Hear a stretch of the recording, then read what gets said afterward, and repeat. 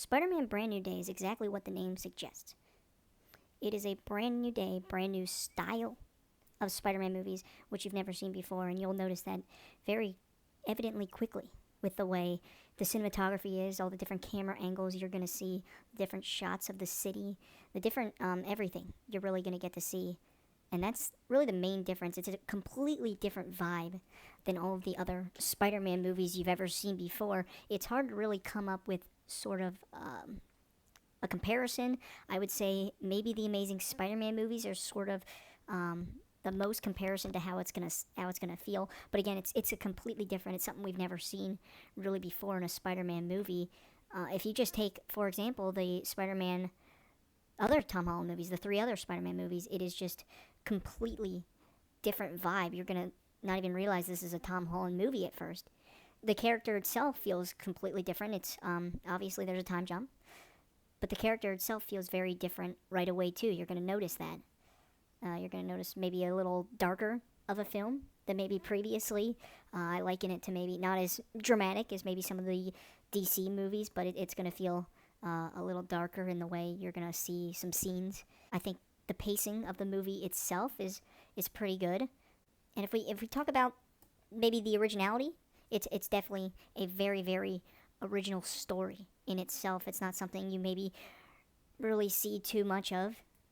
You've never really seen a story like this in Spider-Man, and maybe it's not really exactly the a comic version of the character as well. So it's something completely original that draws some inspiration from some of those past works. As far as the acting performances, I think Tom Holland did an amazing job once again, and we're gonna look at Sadie Sink's character too and say, wow, that was a great performance all around. She did the best, I think, out of any character. Her performance was the most compelling. And if you're going to go to see one character, I think you're going to go see Sadie Sinks. There were multiple times as well during the movie where you're in the theater with some people and there are just some jaw-dropping moments where the theater reacts like, oh my gosh. And so that's something to look forward to if you're going to see it in a theater. Again, the editing goes with that cinematography feature. It's top-notch with what you're going to see. It's very different. It's very new. You're going to see a lot of different camera angles, and I think that's very evident in the trailer itself. And so that is something to really look forward to if you're going to see the movie. There's no real need to go see it, I think, in a premium format.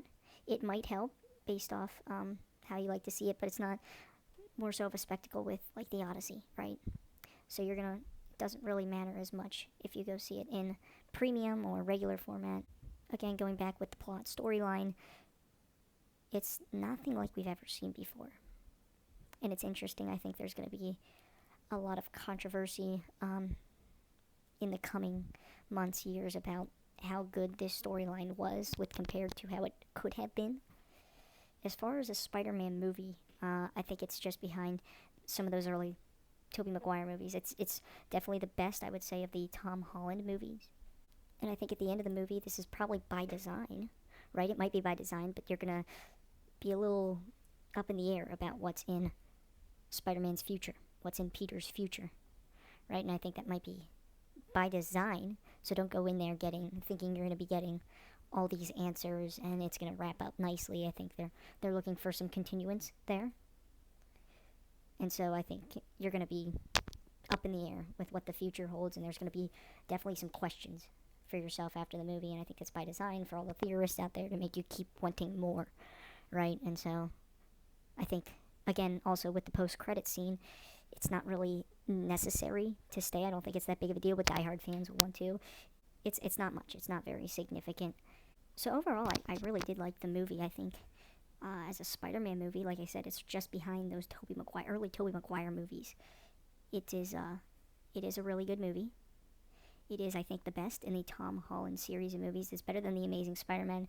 I do relate it to that way in some of the aspects in which it was shot the most out of all the movies. You're going to go in and think it is a much completely different vibe from any Spider-Man movie. I think the pacing you're going to notice is a bit different. You're going to wonder where the story is going at times because there are certainly several plot points to follow throughout the story, and maybe sometimes it's hard to keep track of all the different elements you're adding. And you could probably see that through the trailer with some of the different adversaries that Peter and Spider-Man has to face. The new suit looks wonderful, and if you're someone who likes to look at the suits in the movie and what the superheroes are wearing, what Spider-Man's wearing, you're going to get lots of chances in this movie to see what Peter's new suit is like and some of the different gadgets, saying the web shooters. All in all, it is a great movie. I highly recommend it. I would say on my scale, I would put it at a 9 out of 10. As far as a must-watch in the theater, I think it's more beneficial to watch, but definitely not necessary to watch if you're someone who really needs to see this without spoilers. I think maybe spoilers have gotten to most people online, and so if you're being very conscientious about it, you can probably avoid it until streaming or DVD comes out. But if it's something that you're really looking forward to see, I would say go see it sooner rather than later, as a lot of stuff is coming out. This is also a movie that if you're a fan of the Insomniac Spider-Man games, you are going to be a fan of this movie. It draws lots of comparisons to the game, and really it's probably more comparison than the Amazing Spider-Man movies, which I said earlier. I think those Insomniac games, and you'll see if you looked at some of the interviews, they did draw inspiration off of those. So if you're a fan of those types of styles of what you're looking at in that game, that's something that you're going to really see a lot of comparisons in. All in all, I would say this is a highly recommended movie on the top of my list. If you have the chance to go see it, I would say go see it. If you can wait a little and aren't bothered by some spoilers, wait for it. And yeah, I would give this movie a 9 out of 10 and put it towards the top of my viewing list.